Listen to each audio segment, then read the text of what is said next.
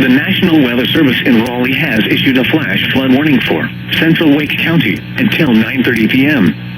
At 6:27 p.m., Doppler radar indicated thunderstorms producing heavy rain across the warned area. Between 1 and 2 inches of rain have fallen. Additional rainfall amounts up to 1 inch are possible in the warned area. Flash flooding is ongoing or expected to begin shortly. Hazard: life-threatening flash flooding. Thunderstorms producing flash flooding.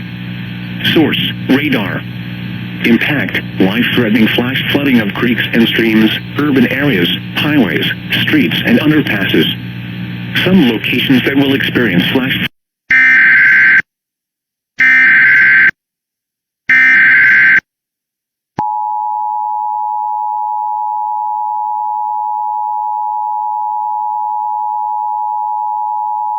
The National Weather Service in Raleigh has issued a flash flood warning for central Wake County until 9:30 p.m.